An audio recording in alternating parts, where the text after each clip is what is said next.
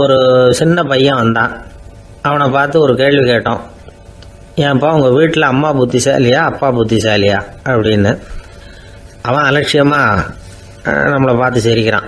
என்ன சார் இது, இந்த காலத்தில் இது கூட தெரியாமல் இருக்கிறீங்களே அப்படிங்கிறான். ஒரு சின்ன பையன் நம்மளை பார்த்து இப்படி கேட்டு விட்டானே அப்படின்னு நினைக்கிறப்போ நமக்கு ஒரு மாதிரி ஆகிடும்.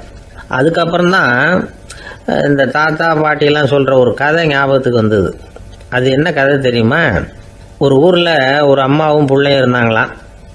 அந்த மகனுக்கு திடீர்னு தேசாந்திரம் போய் வரணும்னு ஆசை வந்துட்டுது. ஊராக போய் சுற்றி பார்க்கணுங்கிற ஆசை. அந்த அம்மாவுக்கு இது பிடிக்கல. மகனை பிரிஞ்சு இருக்கிறதுக்கு அவங்க மனசு இடம் கொடுக்கல.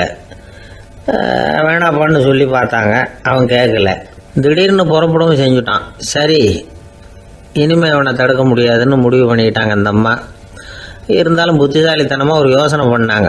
மகனை கிட்டத்தில் கூப்பிட்டாங்க. அவங்ககிட்ட சொன்னாங்க, இதை பாருப்பா, நீ தேசாந்திரம் போகிறதுன்னு தீர்மானம் பண்ணிவிட்ட, அதை நான் தடுக்கலை, போயிட்டு வந்துடும். ஆனால் போகிறதுக்கு முன்னாடி எனக்கு ஒரு வாக்குறுதி கொடுத்துட்டு போ அப்படின்னாங்க. போகிறப்போ ராத்திரியாக இருந்தாலும் பகலாக இருந்தாலும் சரி, புளிய மரத்து நிழலில் தான் தங்கணும். திரும்பி வர்றப்போ இரவும் பகலும் நீ வேப்ப மரத்து நிழல்லே தங்கணும் அப்படின்னாங்க. சரி, அப்படியே செய்கிறேன்னு சொல்லி வாக்குறுதி கொடுத்தான் பையன். புறப்பட்டு